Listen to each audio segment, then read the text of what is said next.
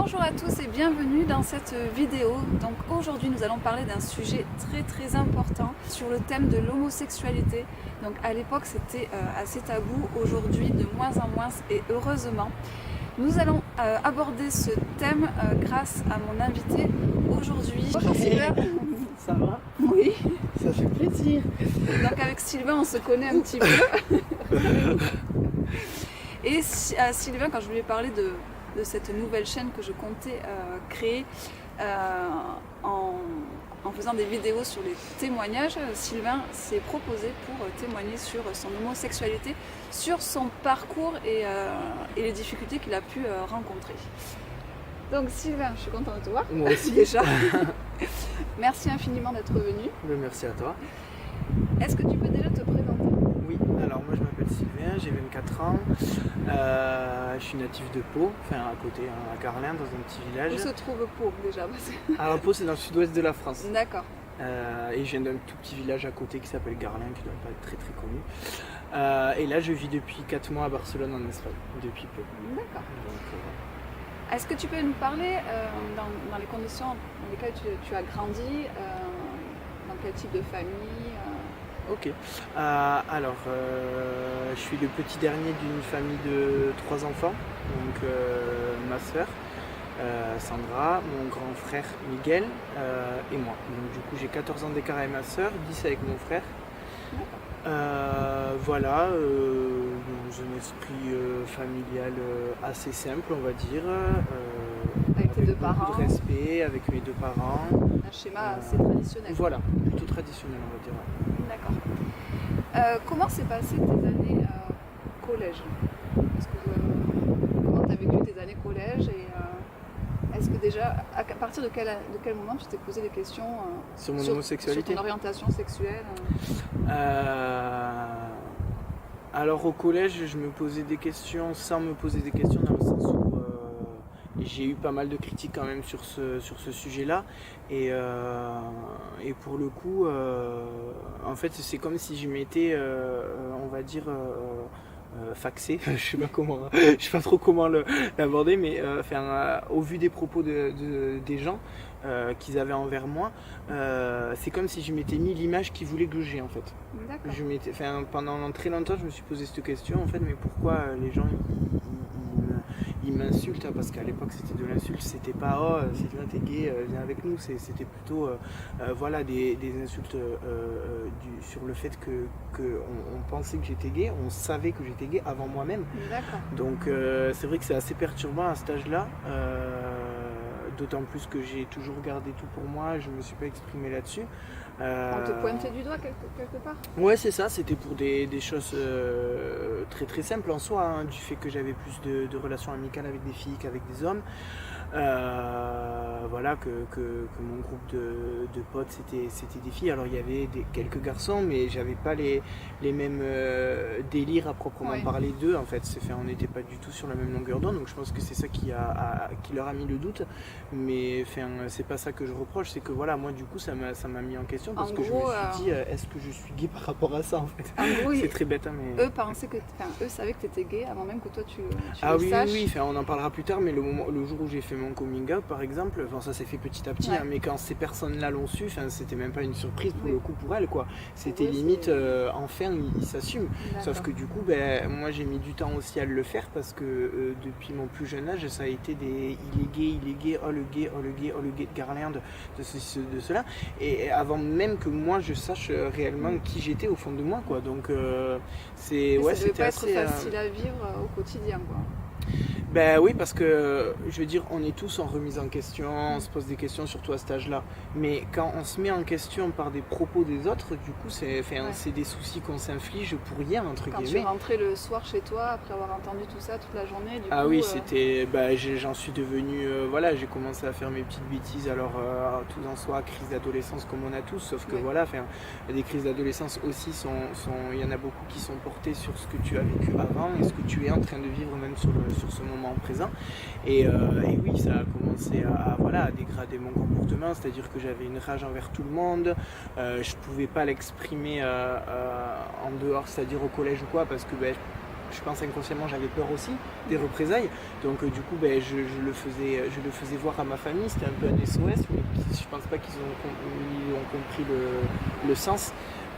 Voilà, pour eux, et ce que je peux comprendre aussi, c'est comme tout enfant, arrivé à 13-14 ans, très adolescence, il est en rogne contre ses parents, il déteste son grand frère, sa grande sœur. Enfin, encore une fois, une adolescence tout en soi normale. Mais voilà, il y avait des choses plus profondes et c'est vrai que ça a été mon défaut aussi, plutôt que de faire un SOS. Cet SOS-là, ça aurait été de prendre moi mon courage et d'en parler à ma famille. Écoutez, je suis pas bien, au collège ça va pas. Mais j'avais tellement pris l'habitude que face à eux ça me touchait pas, même à l'école. Genre au collège j'étais avec mes copines justement et je rigolais, je continuais à avoir ma vie d'ado tout en soi normale. Et c'était le soir quand je rentrais chez moi où j'étais dans la chambre, j'étais pas bien. Donc au vu de ma journée type collégien où je montrais que tout allait bien, le soir c'était pareil en fait. J'avais vraiment besoin de mon petit cocon où j'étais pas bien, mais vraiment tout seul. Sans montrer. Tu ne montrais pas forcément ce que tu vivais en journée. Non, pour moi même c'était une honte de pleurer. Que ce soit devant mes amis, ma famille. D'ailleurs ma famille, je crois que la première larme que j'ai versée devant ma famille, c'était vraiment l'une de mes dernières années de collège où j'ai très très tard parce que pour moi c'était pas. Une honte et peut-être même question de faiblesse en fait, du fait que j'étais déjà critiqué et soumis entre guillemets à ces critiques-là, pleurer ça aurait encore plus montré que il est encore plus faible, donc on va continuer là où on va piquer parce qu'il n'y a que ça qu'on peut le piquer, il n'y a rien d'autre où on peut le piquer et du coup l'évolution a été faite avec ce bagage-là, on va dire. D'accord. Voilà. Est-ce que tu as eu des relations avec des filles du coup Oui, j'en ai eu... Plus qu'amicales en fait. Oui, j'en ai eu plusieurs. C'était des petites relations, mais notamment une qui a duré un petit moment. Maintenant j'ai plus du tout de nouvelles de cette personne-là, mais c'est même pas ça qui a fait. Comment tu as vécu la relation du coup toi? À l'heure actuelle, avec le recul, je me dis, est-ce que je me suis pas forcé à avoir une relation avec le sexe opposé pour faire taire toutes ces rumeurs-là et pour enfin être accepté, pas comme je suis du coup, mais être accepté du moins déjà. Surtout à l'époque où on était, même si c'était il n'y a pas très longtemps, ça a quand même beaucoup évolué depuis, heureusement. Mais inconsciemment, je sais pas, mais si tu me poses la question sur le moment présent, moi je l'ai vécu, c'était même à l'heure actuelle, c'est ça qui est un peu contradictoire. Je me demande si c'est pas réellement la bonne personne, la personne que j'ai aimée le plus. Pourtant, on en parlera après, mais entre temps, j'ai eu quand même des relations sérieuses avec des hommes. J'ai vécu 2 ans en appartement avec mon ancien copain. T'es tombé amoureux d'une personne et pas d'un sexe. Exactement. En fait. Exactement, parce que c'était vraiment et après j'ai eu d'autres relations où ça s'est mal passé parce que justement les critiques ont pris le dessus et donc ces personnes-là allaient carrément envoyer des messages à cette personne-là, donc qui était une fille à l'époque, en disant mais c'est la honte, tu sors avec un homosexuel. Donc en fait ça a coupé mais vraiment tout et moi j'avais plus du tout confiance en moi et encore une fois malheureusement je l'ai mal retransmis. C'est à cause de ces remarques, de ces critiques auprès de ta petite amie que la relation s'est terminée? Avec celle-là que je parle en question, oui, pas avec mon grand amour entre guillemets, celle que j'ai parlé juste avant. Ça c'est une autre relation où justement c'est les critiques de ces gens-là qui ont fait que ça a terminé la relation, mais c'est même parti assez loin, ça rentrait dans les détails dans le sens où la maman de cette fille est venue m'en parler, c'est vraiment devenu... Oui, toi t'as l'impression d'avoir fait un truc de mal alors que... Oui c'est ça, et je me disais mais même en étant en relation avec une fille, j'ai ces critiques-là et au contraire ces critiques-là me font arrêter cette relation que j'ai. Donc c'était très... Qu'est-ce qu'ils attendent de moi quoi, c'est ça? Ouais c'est ça. Et du coup comme je disais tout à l'heure, j'étais devenu quelqu'un avec la rage mais de tout pour tout. C'était j'avais... Alors tu prenais tout ça toute la journée et après tu rentrais chez toi, tu gardais tout ça pour toi aussi? Exactement. Donc, à un moment donné, après ça je peux m'en prendre quand même entre guillemets. Après il y a une part aussi de de responsabilité entre guillemets dans l'évolution qu'on a eue au niveau familial, dans le sens où on est quelqu'un, enfin on est des personnes qui vont pas s'exprimer, ils vont pas se dire quand ça va pas, mais ça voilà, enfin je veux dire ma grande sœur, mon grand frère ont grandi comme ça, je veux dire ça les a pas dérangés entre guillemets, ils ont fait en sorte tous deux faire autrement. Après c'est vrai qu'à l'adolescence on se confie rarement déjà à la base. Oui, déjà de base, exactement. Et en plus de ça, où voilà, on n'a pas quand même de discussion facilement, on va dire. Moi voilà, mais à ce moment-là, je ne reprochais même pas ça, parce que pour moi, la rigueur, ça m'embêtait pas de garder pour moi. De toute façon, c'était votre façon de fonctionner en famille. Exactement. Et au niveau du lycée, du coup, comment ça a évolué dans le positif? Et bien alors du coup au lycée j'étais parti serein entre guillemets parce que après voilà toujours une petite boule au ventre comme quelqu'un, comme tout adolescent qui arrête le collège pour évoluer au lycée, oui c'est quand même une nouvelle étape.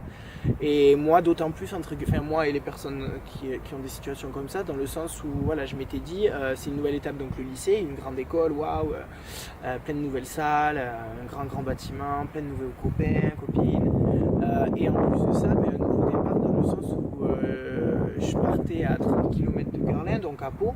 D'accord. Tu n'allais pas forcément revoir les personnes que tu... Ouais, c'est ça. Je savais où c'est que les gens avaient été affectés dans quel lycée. Je savais que dans ce lycée où j'allais là, il y a du moins de ma classe et de ma génération, entre guillemets, il n'y avait aucun. Personne. Tes bourreaux, entre guillemets. Exactement, c'est ça.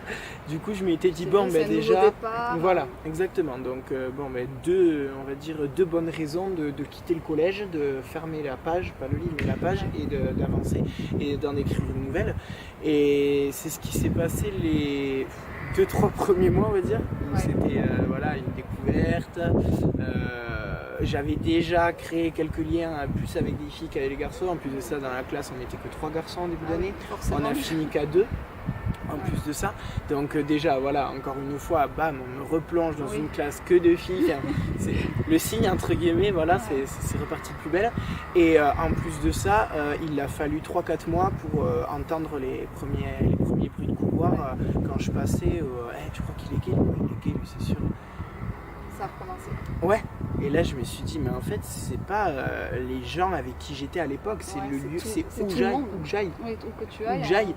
Et c'est ça, et c'était contradictoire parce qu'on était encore dans cette époque-là où c'était pas accepté, mais par contre je voyais dans ce lycée-là des hommes homosexuels, mais qui étaient plus dans la partie transformiste. Transformiste ? Oui. Je sais pas comment dire, transformiste. Dans le sens où voilà, ils étaient très très très efféminés, avec des cheveux longs, un peu de maquillage. Et c'est pas qu'ils étaient respectés, mais il n'y avait pas de critiques sur eux, ou alors des critiques basiques, malheureusement, même si c'est pas bien, attention. Mais comme quand il y a quelqu'un qui est en surpoids et que tu vas l'insulter au fond du collège parce qu'il est tout seul. Je veux dire, c'est des critiques malheureusement qui sont encore là à l'heure actuelle, mais il y en aura toujours. Mais c'était pas des. Alors que là, c'est carrément, encore une fois, des gens qui te font remettre en question toi-même. D'accord. Du coup, en fait, on a l'impression que ce qui déplaisait plus aux gens, aux adolescents, c'était de ne pas s'assumer, en fait.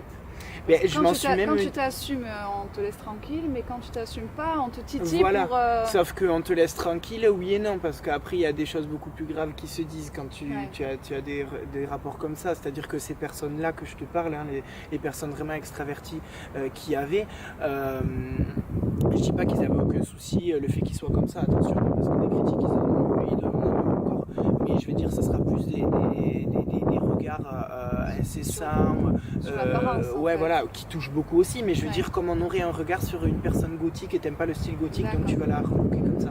C'est totalement sur l'orientation sexuelle, mais c'est plutôt sur, exactement. Et moi j'en suis venu même à me dire, et des fois ça m'apaisait, je préférais le voir comme ça. C'est une amie qui m'a aidé, et d'ailleurs la seule personne qui m'a dit, qui m'a regardé droit dans les yeux en se disant, mais écoute, Sylvain, je pense que tu as besoin de le dire, t'es gay. Mais comme ça, c'était la première fois qu'on me le disait. Ouais, Émilie, que j'ai rencontrée au lycée à Barada, justement, là où j'étais.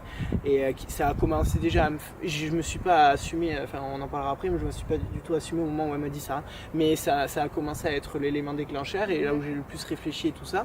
Et même elle me disait, parce qu'elle me voyait pas bien aussi, parce que c'est vrai que voilà, malgré que je disais j'ai le sourire et tout, il y a des fois où quand on est quelqu'un qui aime bien faire des blagues, qui titille tout le temps les autres et tout ça, quand la personne elle est un peu plus fermée, elle rigole moins que le jour d'avant, on se pose des questions. Alors que voilà, exactement. Et elle m'avait dit, mais tu sais, pour toi, prends-le aussi, parce qu'il y a beaucoup de garçons, ça doit être ça, c'est de la jalousie. Je veux dire, t'es quand même avec beaucoup de jolies filles, tu t'entends bien avec, elles se confient à toi.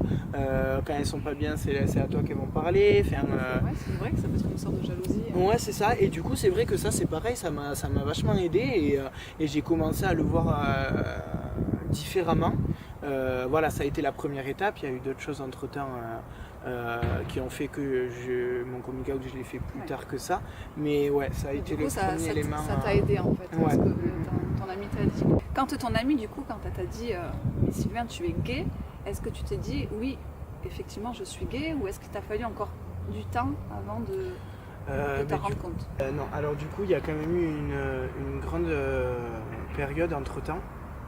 Parce que du coup, donc on a eu cette discussion vers la seconde première du lycée, donc en 2010 à peu près. Et moi, mon coming out, je l'ai fait en 2013.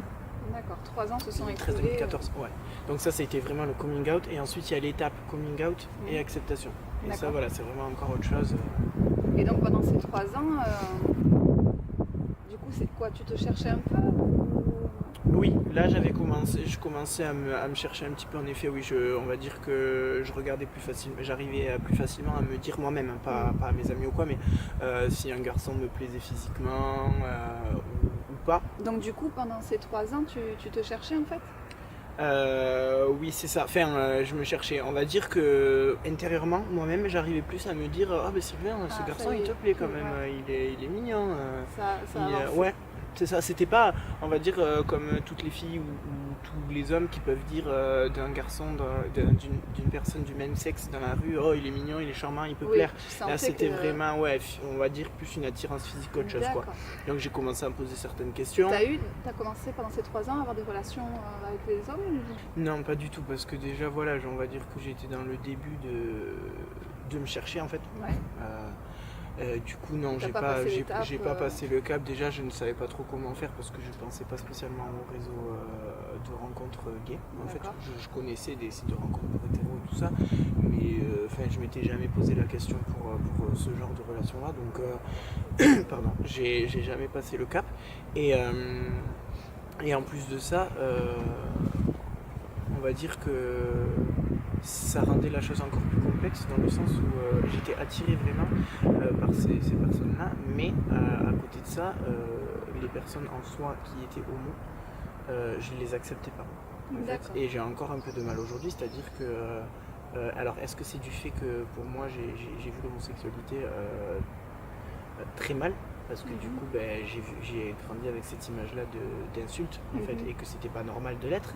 Donc du coup je pense que ça m'a formé une carapace, et même à l'heure actuelle d'ailleurs c'est marrant, mais maintenant que on verra après, mais maintenant que je m'assume totalement, on va dire, c'est pas pour autant que j'ai des amis gays. J'ai aucun ami gay parce que j'ai du mal en fait avec ces personnes-là. Moi j'ai besoin de quelqu'un on va dire de viril, et j'ai eu une grosse période dans ces fameux 3 ans là. C'est au niveau de l'attirance que tu as besoin de quelqu'un. Ouais, mais justement j'allais rebondir sur ça.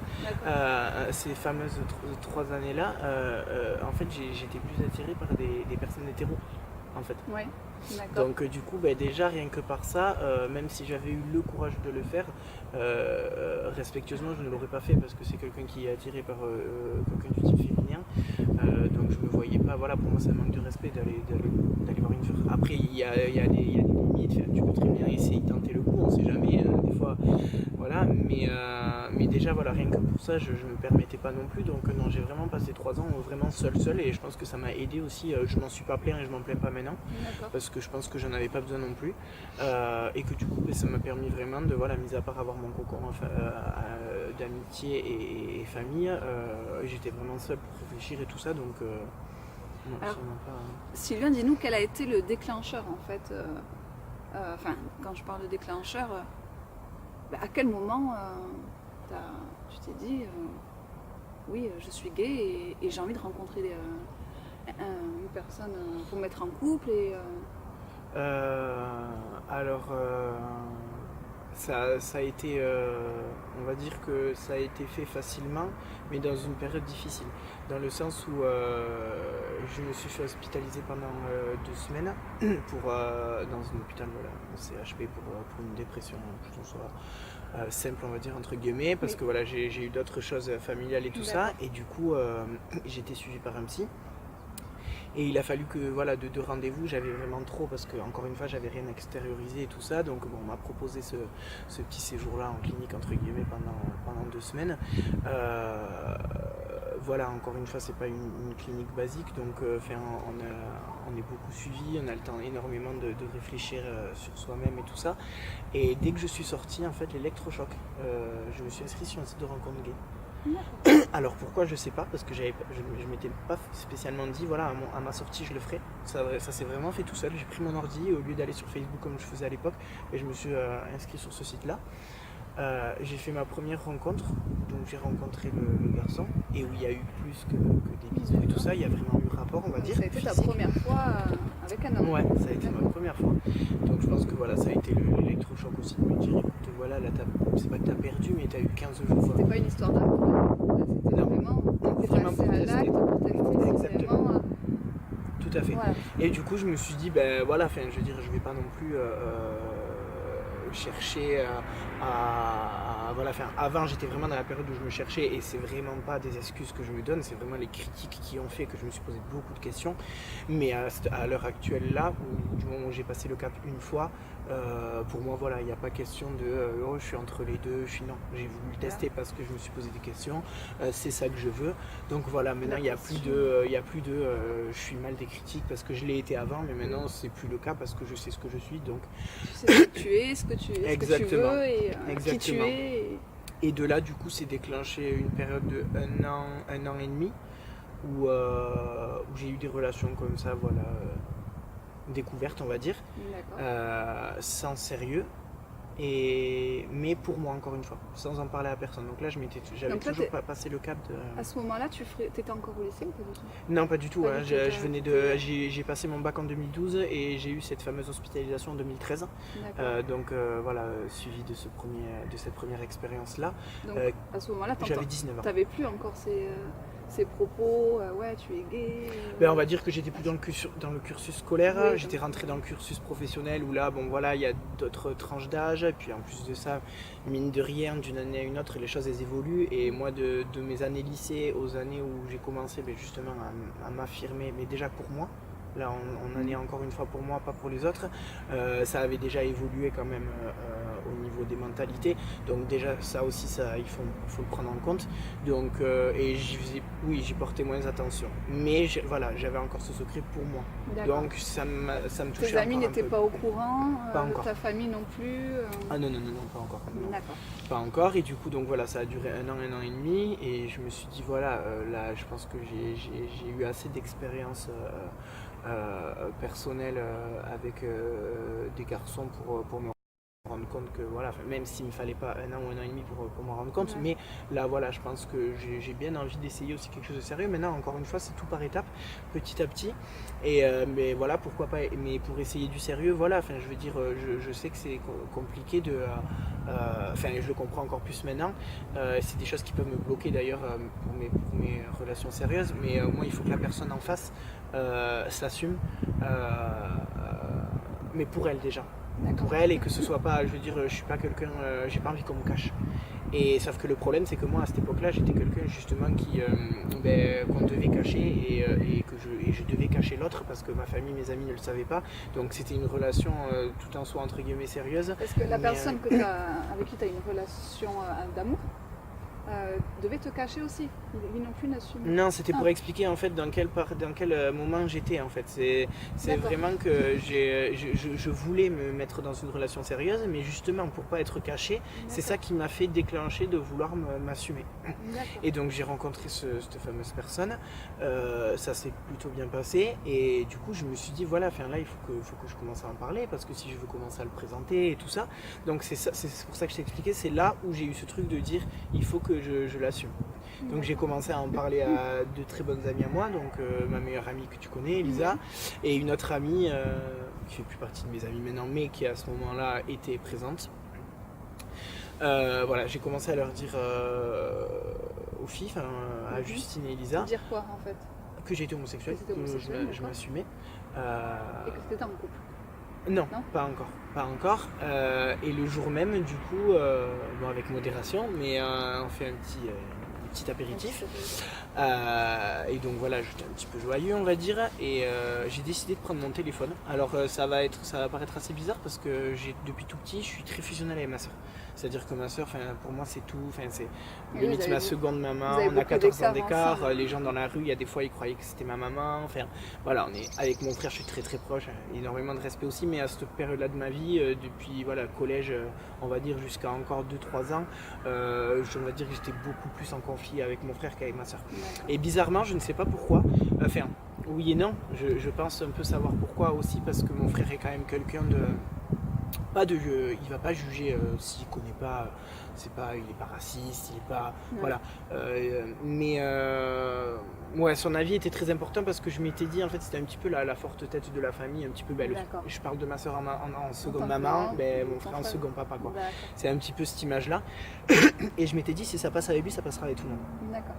Alors que j'aurais pu me tromper, mais voilà, pour moi sur ce moment-là de ma vie, j'étais à me dire ça, donc du coup j'ai appelé mon frère de suite au téléphone et je lui ai dit. Bon, il a réagi très très bien en me disant que voilà, que je faisais partie de la famille, que j'étais son frère, donc il allait pas du tout me renier pour ça, qu'il n'en aurait jamais été question d'ailleurs. T'avais quel âge à ce moment-là? Là tu as 24 ans? J'avais 19 ans. 19 ans, d'accord. J'allais sur mes 20 ans, ça fait 5 ans, 4-5 ans à peu près. Et donc du coup voilà, j'étais très très mal en raccrochant. Je me suis dit mais la prochaine fois que je vais le voir, il va me voir en tant que mec assumé en fait. Ouais. Donc je serai quand même moi, c'est bête, mais un moi différent quand même. Et un moi qui aurait dû être là depuis un petit moment je pense, mais voilà. T'avais peur que lui te voit différemment du coup? Non, c'est juste que je me sentais gêné de le revoir avec un nouveau moi, entre guillemets, quelqu'un qui s'assume. Parce que voilà, j'étais au point où je leur disais, mais j'avais pas encore accepté, attention, j'assumais qui j'étais parce que je savais qui j'étais, mais je n'acceptais pas encore de le crier ouvertement comme maintenant.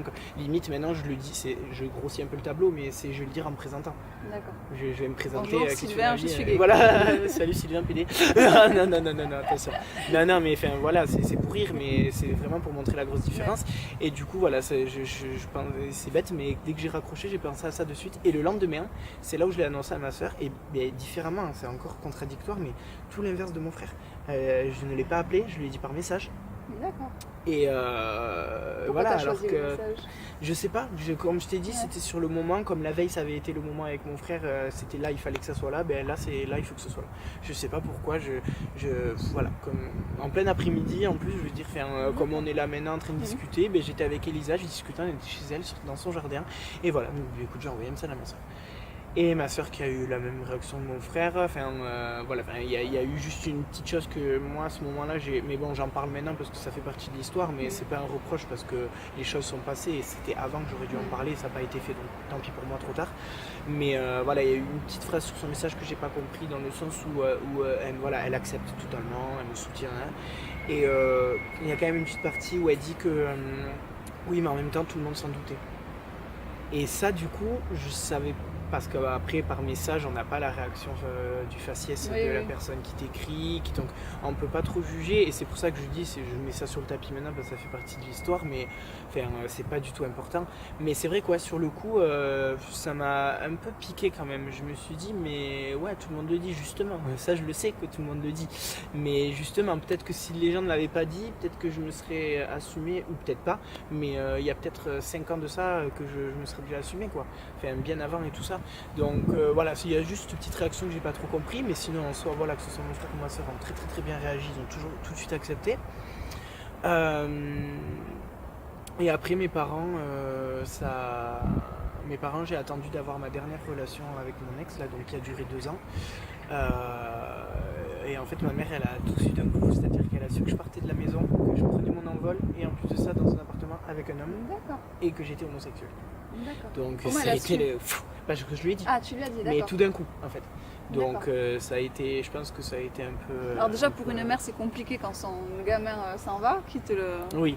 Et à côté de ça c'est compliqué aussi d'annoncer qu'on est homosexuel, c'est normal, je veux dire c'est pas une honte de le dire, mais c'est compliqué de l'annoncer à des parents et les parents peuvent mal réagir des fois. Et là, c'est tout. Et en plus de ça, c'est vivre avec la personne. C'est-à-dire que tu ne l'as même pas encore rencontré, mais parce que moi, ça faisait déjà un petit moment que j'étais avec cette personne-là, bien évidemment. Je me suis pas installé au bout d'un mois comme ça avec lui. Du coup, ma mère, voilà, pareil, très très bien réagi. Enfin, voilà. Cool. Ouais. Franchement, oui. Et mon papa, on a attendu parce que c'est tombé l'année où je m'installais avec mon ancien conjoint. C'est tombé l'année où mon frère se mariait avec ma belle-sœur.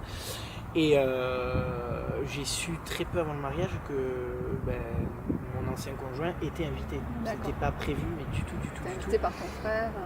Exactement. Du coup, j'ai accepté que mon ancien conjoint de l'époque vienne au mariage. Et donc mon père, voilà, il a vraiment su ce jour-là. Et en plus de ça, ça a été encore plus dur que ma mère parce qu'il l'a carrément vu en face. Parce que moi, voilà, ah oui, ce que j'ai oublié de dire, pardon, mais entre le moment où je l'ai dit à ma mère et le mariage de mon frère, donc toute cette période, mon père ne le savait pas, entre guillemets. Mon ancien conjoint venait quand même chez moi sans que mon père le sache. On buvait des cafés avec ma mère, on discutait et tout ça. Quand ton père n'était pas là. Voilà, exactement. Et le mariage a déclenché que du coup, il s'est dit, voilà, en effet, là je le vois de mes propres yeux, c'est vrai, je peux pas dire c'est faux, j'ai un espoir, non, il n'y a aucun espoir. Enfin, espoir entre guillemets, attention, il n'est pas désespéré du fait que je sois homosexuel, mais voilà, il n'y a pas de choses qui font qu'il va changer d'avis ou finalement dans un mois il va revenir en me disant non, je vais avoir une copine. Et du coup, il a vu de ses propres yeux et ça a engendré, entre guillemets, je sais pas si le mot est trop bien employé, mais qu'à partir de ce moment-là, on faisait avec mon ancien conjoint, on faisait tous les repas de famille le dimanche chez mes parents. Donc là, tu sais, tout le monde sait, tu as fait ton coming out. Mais tu me dis que tu n'as toujours pas accepté, c'est ça? Qu'à cette période-là, j'avais toujours pas accepté. Donc à quel moment tu as accepté et qu'est-ce qui t'a fait accepter? J'ai accepté réellement l'année dernière. D'accord, c'est pour ça que je dis que ça a toujours été étape par étape. Et au final, alors, à prendre sans jeu de mots, alors je sens qu'on va avoir un fou rire, je suis désolé, mais plus c'est long, plus c'est bon. Dans le sens où non, attendez, vous allez comprendre. Dans le sens où voilà, en fait, il y a toujours 2 ou 3 ans qui séparent ces étapes-là. Et là, en fait, celle-là, c'est vraiment la dernière pour moi. Et la plus dure. Mais celle-là, pour moi, c'est vraiment la dernière dans la phase pour moi.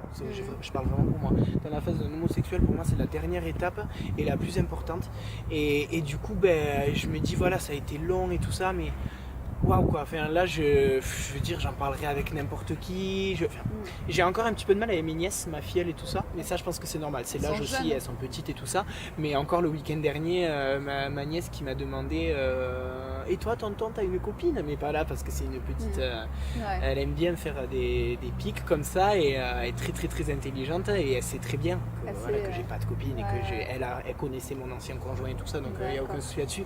Mais voilà, du coup j'évite un peu le sujet, mais sinon voilà, je suis vraiment et du coup depuis l'an dernier, vraiment il y a un an pratiquement jour pour jour, où j'ai commencé mon nouveau contrat en tant qu'animateur périscolaire sur Pau. Enfin, je faisais déjà ça depuis 4 ans mais sur Garlin, et j'ai rencontré des nouveaux collègues et tout ça, notamment une collègue Léa, qui s'appelle comme ma fille d'ailleurs, et qui m'a énormément aidé sur ce point-là, qui m'a fait bouger pour la première fois entre guillemets de ma vie de Pau pour partir à Barcelone en Espagne. Donc autant vous dire que c'est limite, ça fait partie d'une des capitales homosexuelles d'Europe et voire peut-être pas du monde, mais voilà, où tout le monde s'accepte comme il est. C'est même des fois, même moi je trouvais que c'était trop pour le coup, donc c'est là où c'est quand même contradictoire, parce que je me plains d'une chose mais qu'au final, même moi de mes propres yeux je comprenais pas, parce que c'est beaucoup d'extravagance et tout ça. Et en fait elle a eu les mots que plein d'amis à moi ont eu, mais vraiment que beaucoup ont eu, mais le fait que ce soit une personne que je venais de rencontrer, où ça a matché direct elle et moi, et où on a eu plein de projets, donc notamment de partir à Barcelone. Et c'était un beau projet. Et c'était un beau projet, et qu'on a vraiment fait ensemble, de A à Z entre guillemets, parce que là voilà, Léa elle a dû revenir vivre en France parce qu'elle a un petit bébé. D'accord. Du coup, elle a Félicitations. voilà. Du coup, elle a dû revenir ici. Mais ouais, je sais pas si c'est le fait que ce soit voilà, une nouvelle personne dans ma vie ou quoi, et que direct ça a été fusionnel, que ce soit niveau travail ou perso. Ben, je me suis dit, mais en fait, ouais, elle a raison. Et en fait, quand j'étais avec elle, je me sentais protégé de malade. C'est-à-dire que limite, c'est pas du tout, j'aime pas du tout ça. Mais j'aurais limite pu sortir à l'extérieur avec une perruque, du maquillage, peut-être pas des talons, faut pas abuser. Mais voilà, maquillée au carnaval ou quoi, chose qu'avant j'aurais pas fait, alors que c'est un déguisement. Et ben là, je l'aurais fait les yeux fermés, je pense. Quand Elle t'a fait te sentir bien dans ton corps, ah dans ben, ta tête. elle m'a libéré de Plein de choses. ben, on va dire d'un gros poids, parce que du coup ben, je me sens plus à l'aise aussi avec ceux de ma famille. Je commence petit à petit, en fait ma famille commence à découvrir petit à petit qui je suis réellement. Petit à petit je leur envoie quelques vidéos de moi quand je chante, alors que je chante depuis tout petit dans ma chambre. J'attendais que ma mère parte au travail, mon père aussi. Bon, du coup, on se retrouve À la Brie. à la Brie chez moi, parce qu'en fait, d'un coup, il s'est mis à pleuvoir, donc on a dû rentrer, mais c'est pas grave, hein, on va continuer. D'ailleurs, on est sur la fin du témoignage. Ça tombait bien. Donc, en fait, du coup, là, on disait, t'étais libéré, délivré. Délivré. Je ne mentirai plus jamais. bien dans ta tête et tout. Et du coup, ma question, c'est est-ce que t'es un cœur à prendre? Oui. Oui. Bon, mais voilà, vous savez, oui. Sylvain est célibataire et... Donc à vos CV. Voilà, envoyez. Donc je pense qu'on va terminer ce témoignage sur ça. Ouais. Et en fait, on a fait cette vidéo dans le but de pouvoir aider toutes les personnes qui sont concernées par l'homosexualité, de près ou de loin. Que ce soit si vous êtes des parents d'un homosexuel ou si vous êtes homosexuel vous-même. Voilà, on espère que ça peut vous aider à comprendre les choses et voilà quoi. Et ne pas se forger entre guillemets, enfin si, parce que ça aide à forger, mais ne pas se mettre dans la catégorie qu'on veut qu'on soit, quoi. C'est-à-dire, voilà, enfin, c'est pas parce qu'on entend tu es gay que tu le seras. Si tu es gay, c'est parce que c'est toi-même qui est homosexuel, parce que tu aimes. Il faut rester, moi je dirais qu'il faut être tolérant, rester soi-même. Et s'aimer les uns les autres. Exactement, s'accepter. Quelle que soit notre orientation sexuelle, nos religions, d'où on vient, peu importe. Voilà, la paix dans le monde. Quoi. Exactement. Yes, I can. Mais je te remercie en tout cas, Sylvain, d'avoir participé à cette vidéo. Franchement, c'est super cool. Et j'espère qu'il y aura des bons retours. Ou des mauvais aussi. Hein. Ou des mauvais, mais on s'en passerait. Hein. On s'en passerait, mais bon. Voilà. Et puis de toute façon, s'il y a trop de mauvais ou s'il y a des insultes ou je ne sais quoi... On vous bannira. Exactement.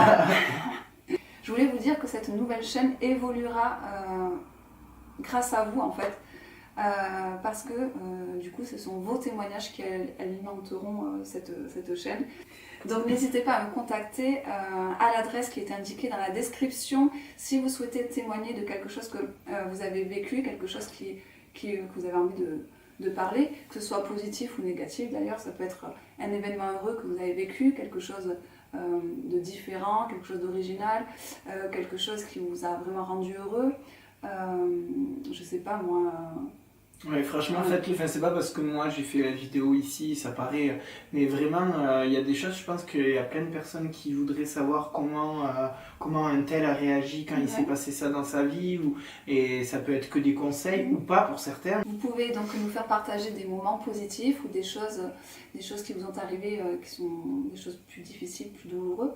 Peut-être que vous, ça peut vous aider aussi, le fait d'en parler comme ça, vous aider à... comment dire, à s'exprimer. Et moi je sais que ça va m'aider par exemple parce que cette vidéo quand elle sera sortie je ferai un bon déjà voilà il faudra partager au max mais je vais faire en sorte aussi que justement ma soeur et mon frère aîné puissent voir cette vidéo et je pense qu'ils vont comprendre pas mal de choses donc ça peut être aussi bénéfique pour vous si vous avez des sujets à Oui, je peux vous donner par exemple quelques exemples de sujets. Ça peut être si vous êtes une très très jeune maman que vous avez un enfant très très jeune, peut-être que vous pouvez faire partager votre histoire et ça peut aider d'autres mamans très jeunes à voir peut-être qu'on peut s'en sortir ou les difficultés que vous avez rencontrées. Si par exemple vous avez vécu, vous avez traversé une période difficile dans votre vie, vous pouvez la faire partager dans cette chaîne, ça peut aider d'autres personnes aussi. Enfin, ça peut être plusieurs thèmes, ou un mariage extraordinaire, un mariage qui sort du commun, enfin voilà. C'est vraiment des sujets divers et variés.